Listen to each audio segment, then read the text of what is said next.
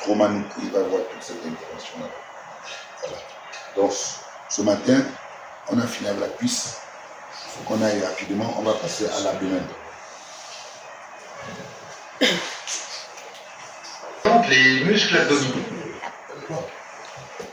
Je vais reprendre avec vous.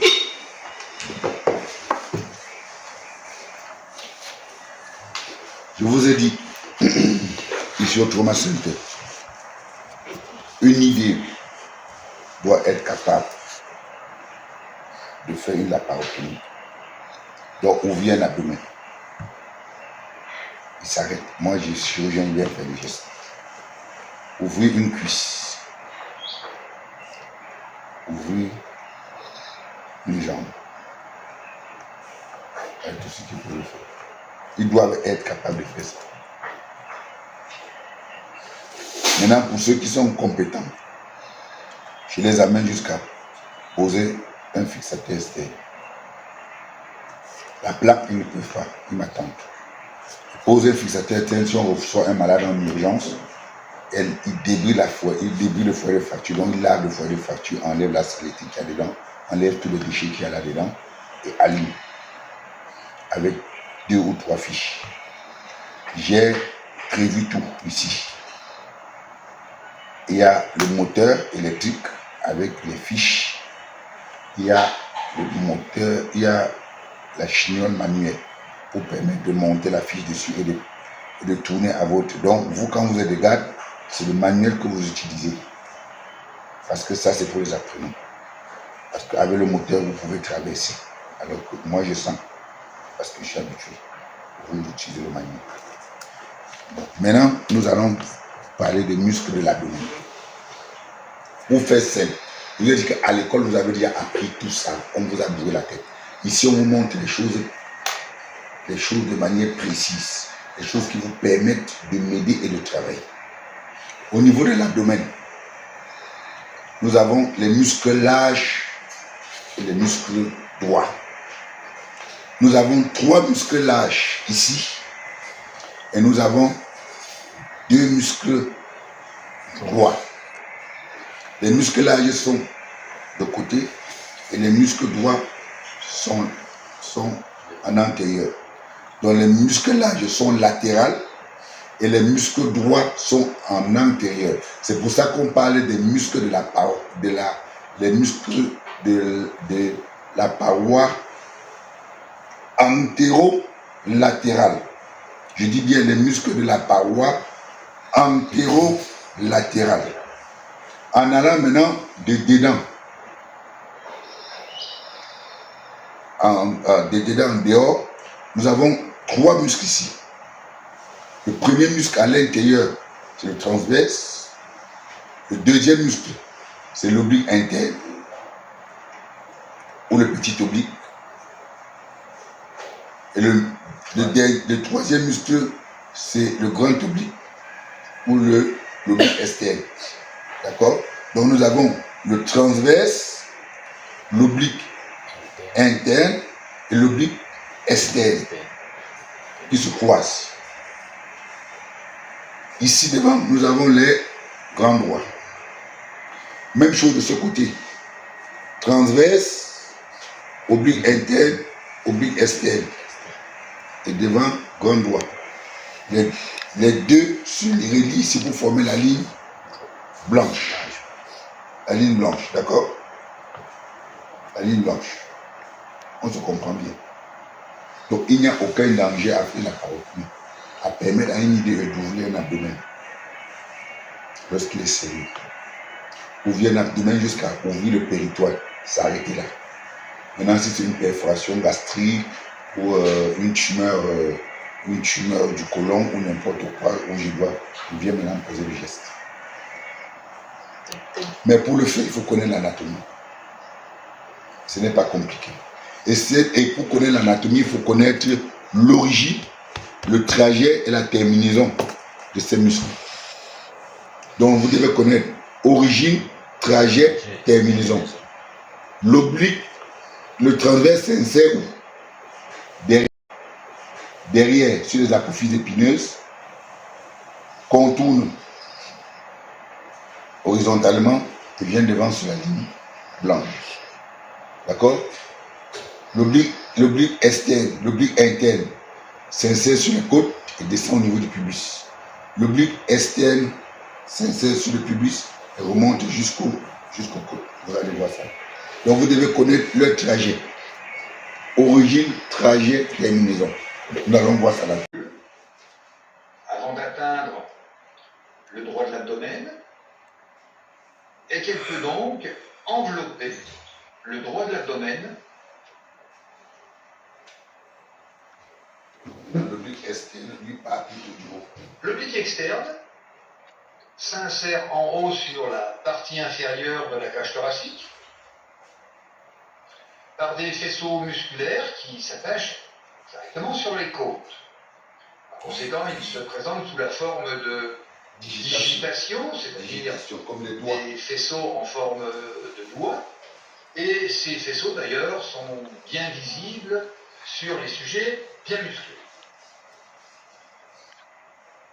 Les fibres de l'oblique externe sont obliques vers le bas et le devant. Et on constate donc que ces fibres sont plus longues que celles de l'oblique interne. On revoit ici. D'où d'ailleurs l'ancienne dénomination, l'oblique interne Et petit oblique. était appelé le petit oblique et l'oblique externe était appelé le grand oblique. Parce que les fibres sont un peu plus longues. Entre Les faisceaux musculaires de l'oblique externe se prolongent en avant, eux aussi par une large nappe aponévrotique, et l'aponévrose de l'oblique externe droit rejoint l'aponévrose de l'oblique externe gauche. On constate également qu'en bas, l'insertion de l'oblique externe, comme celle de l'oblique interne, que l'on revoit encore ici sur cette image, se situe sur la partie supérieure du ligament inguinal.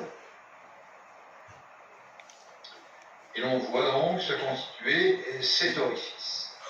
L'oblique externe, comme l'oblique interne, vient se terminer sur du pubis, où s'insère également le droit de l'abdomen.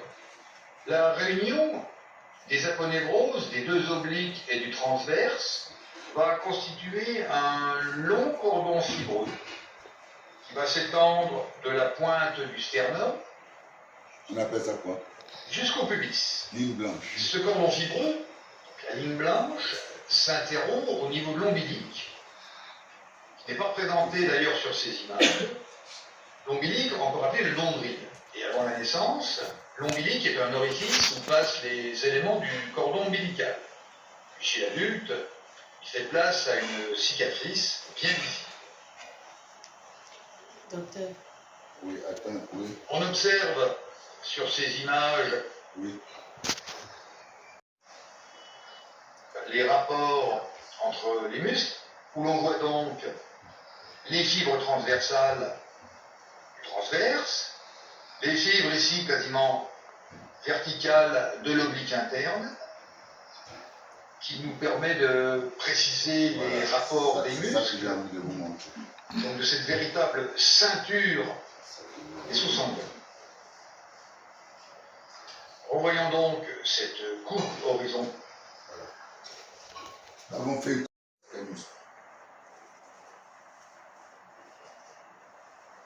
petit oblique. Ça, c'est quel muscle? Le grand oblique. Grand oblique, c'est ça. Et ici, c'est quoi? C'est le grand vertical. Grand droit. Grand droit. C'est ça. Je vous ai dit qu'il y a muscle vertical, qu'il y a deux muscles.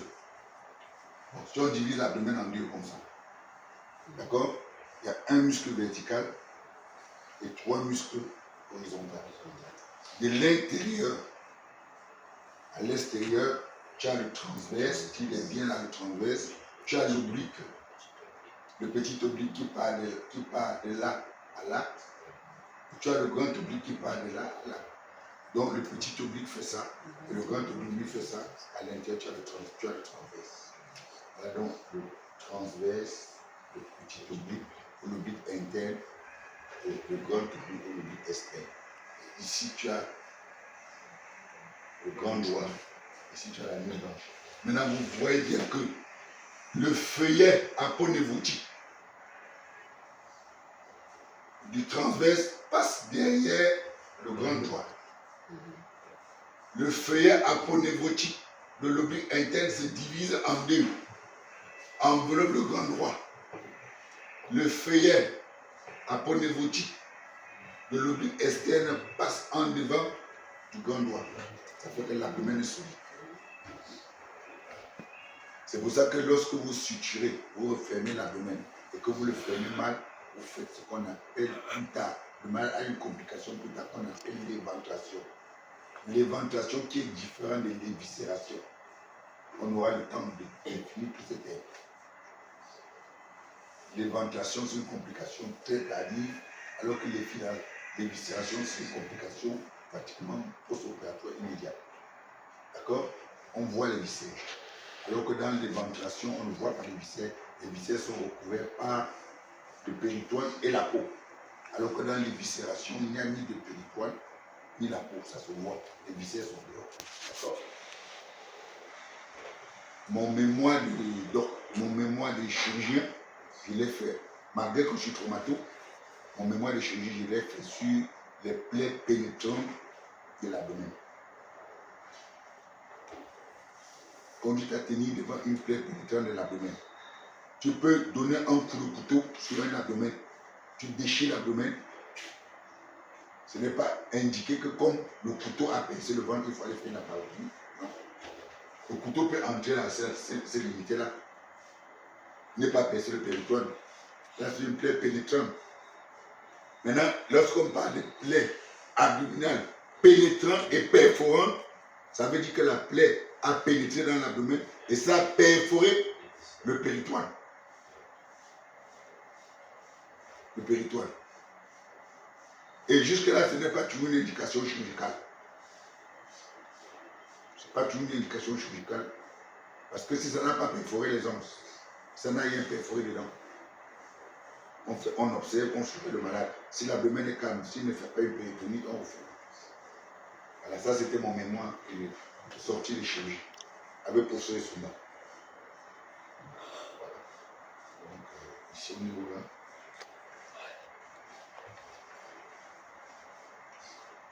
On avait presque fini.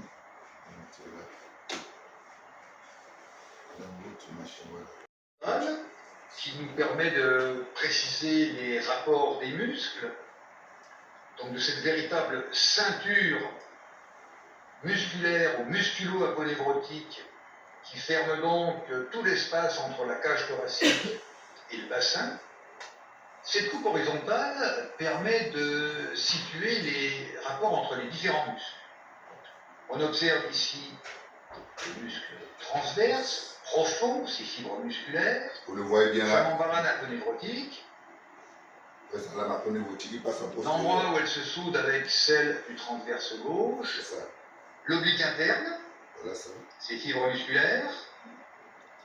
Son aponévrose qui se dédouble et qui engaine, qui enserre le droit de l'abdomen. Et l'oblique externe, muscle superficiel, sous-cutané, qui se prolonge aussi par son aponévrose. Très bien. Allez, aujourd'hui, il faut les biométries.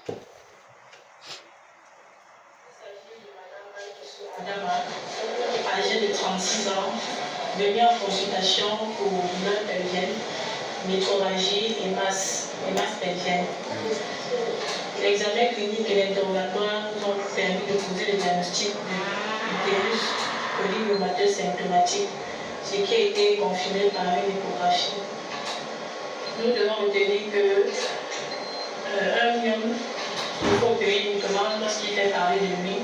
Et pour le cas de Madame Badisson, ils font parler qu'il s'agit de plusieurs murs. Parce qu'ils saignent, ils font mal, ils entraînent de leur pervers et il y a une pesanteur au niveau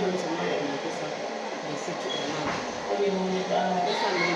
Cette décision de Palestine, nous allons faire deux travaux de droit à partir de l'os du décision. On va faire un traçage pour bien vous représenter la ligne de décision. Nous allons procéder à l'inscription de décision.